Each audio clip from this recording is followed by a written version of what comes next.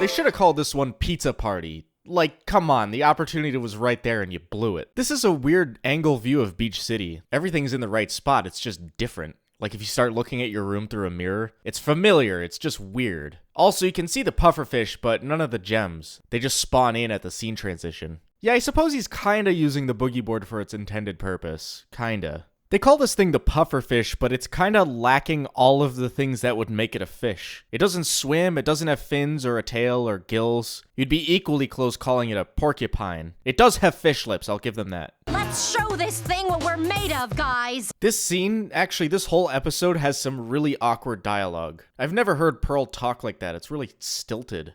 What do you think we've been doing for the past hour? This thing? The pufferfish is the formidable opponent that have bested the crystal gems. There are points later in the series where the gems are supposed to just kind of suck for actual story reasons to show how strong some of the new villains are. But like, they just suck at fighting in this scene. This thing is lame. In any other episode, they'd be done fighting it after like 10 minutes tops. Garnet falls into the pizza shop and literally vanishes in a puff of smoke. And the shop is undamaged until we see her up close. You're trying to tell me that Garnet couldn't get anywhere near this thing without getting blasted away, but Amethyst could waltz right up to it with enough time to spare to turn into a bat? This is possibly the worst fight in the show. It just sucks. I mean, it just blows. I didn't talk about it before, but I really like Pearl's new design. Partly because I actually really dislike her old design. That little sheer skirt thing just looked cheap. I don't know how else to describe it. This design sticks around the longest of any character in the show. Even Steven gets a bunch of different outfits throughout the show. But Pearl keeps this design until the final episode. With some exceptions, this episode being one of them. Would you answer me? You've wrecked my sign, and now you're just sitting up there! Are we engaged in a secret staring contest? Garnet! All of that progress characterizing Garnet for the past several episodes is all gone in this episode for some reason. She's back to having no personality, just being a figurehead. It's totally unreasonable that Garnet wouldn't say a word to Kofi here. It's not like she refuses to talk to the Townies in future episodes. She's just not the same character in this one. I don't know how else to describe it. What is wrong with your friends? One of them busts up my sign, then they all just jump into the sky like some circus act without even offering to help! I'm with Kofi on this one. The gems are always pretty hands-off when it comes to human fairs. Yes, sure, that's pretty consistent throughout the series. But this isn't hands-off. Garnet smashed this thing. Maybe Kofi doesn't have the same magical disaster insurance coverage that everyone else has? I don't know. Dad, pipe down. Oh, did I interrupt your beauty sleep? I don't need sleep to look pretty. Did you know Kiki and Jenny share a voice actress? They are twins, after all. I didn't realize this because Kiki has speaking roles in maybe half as many episodes as Jenny.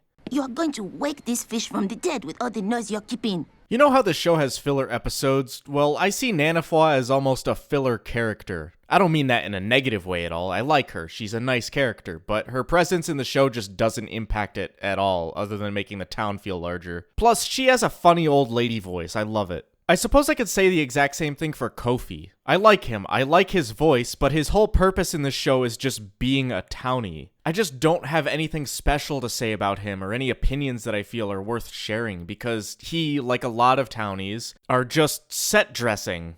Tools used for building up the human side of this world. Again, that's not a bad thing. We're still not even 20 episodes in. This world needs these characters and these episodes to make it feel bigger. Look what they did to my sign! Cheese on bread. Get it? Like pizza? Steven, you can tell your friends that they are officially banned from fish to pizza. Wait, what? Again, I'm with Kofi on this. Short of calling the police, this is the correct reaction to the situation. The door and the windows of the pizza shop are swapped from how they are in previous episodes for some reason. Here's how it looked in Lars and the Cool Kids. Amethyst is using a stool. I repeat, Amethyst is using a stool. Aren't you guys upset about this? Not at all. Okay, Garnet does get one really good line this episode. Really good. That actually got me to laugh out loud. What's the point of saving people if they're just gonna ban you from their pizza shop? What is the point? That is a really good question for people who have never seen this show before. If the gems have a blatant disregard for the people right in town, what are they doing hunting and capturing these gem monsters for? I mean, we all know that they used to be actual gems, but for new viewers, this might be the first time they'd wonder why they do this. I'll throw a little party in the beach in front of the temple. Just us and the pizzas. I don't know whether to think that this is in character or out of character for Steven. He's not doing this for himself, he's not the one banned from the pizza shop, the gems are. So is he doing this out of the care for others to get the gems unbanned, or is he not doing this out of the care for others because he's ignoring the gems' actual concerns? This episode has some weird writing, man. Steven can cook. I mean, obviously, being the only one in the house who needs to eat, it makes sense that he probably cooks for himself. Stevonnie hasn't even appeared in the show yet, and she's already on the cover of a magazine. How are you all doing today? The shop is closed today because it's broken. No, Kofi, he asked, how are you doing today? First, let me introduce... Pachoo! I never watched Power Rangers, it just wasn't my thing when I was a kid, but I know this is a Power Rangers reference. Garnet and Amethyst beach designs are on point, they're fantastic. And then there's Pearl. This is a total downgrade, even from her previous design. I also don't like your feet, it's freaking me out. We inhabit the inner sanctums, only accessible through magical extra-dimensional doors. I get that they're trying to show how awkwardly the Townies see the gems, but this is overdoing it, I think. Garnet never talks like this. The closest we get is in the first episode where she summons her gauntlets, but that was also supposed to be over the top on purpose. You afraid of getting a little sand in your hair, Kiki? No, just trying to keep tidy. There's nothing wrong with trying to keep tidy. Fucking dweebs.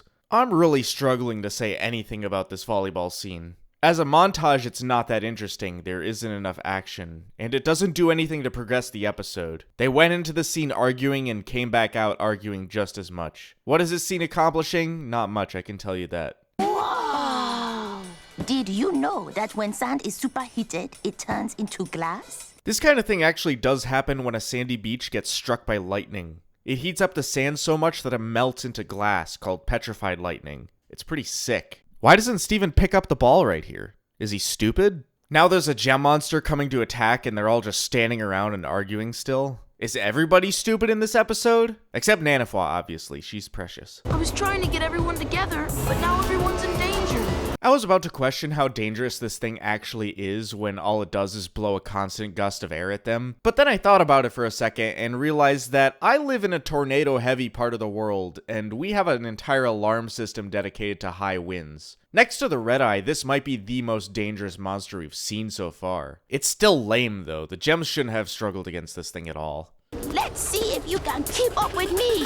Of course I can. This is probably my biggest gripe with the episode, Nanofwa's convoluted plan to kill the pufferfish. Not the fact that it's convoluted, but the fact that all of the characters take it entirely seriously and how it seems like they're all on the same page when just 20 seconds ago they were at each other's throats arguing. If the objective was to show all of the characters setting aside their differences and working together, this was not a good way to accomplish that.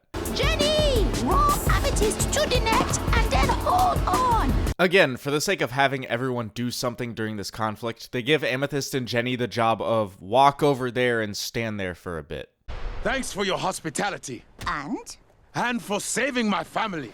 You are all officially unbanned from my shop.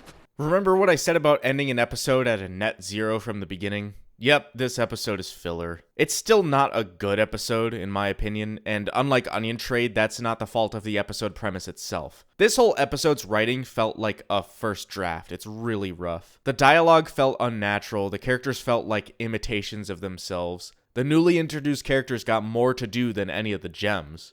The one thing I can say positively about this episode is that it's the first time we get a look into how the Townies and the gems get along. Like I said before, that's an important thing to establish early on in the series. When we get to Season 3 and Steven has to fight this world-ending gem weapon at the core of the Earth, we need to know what he's doing it for, who he's actually saving. This world needs to feel lived in, and that's why the filler episodes need to exist at all. Maybe I'll do a video someday about shows that don't have this kind of filler and move way too fast. That's a worse alternative in my opinion. But if you want to see the next episode a week in advance, you can subscribe to my Patreon for just a couple bucks. The link is in the description. Shoutouts to my journeyman patrons, Alex Martin, Fiore Army, Mickey B, Raylen, Scala LD, and the Tamar. Next episode isn't body horror, it's existential horror.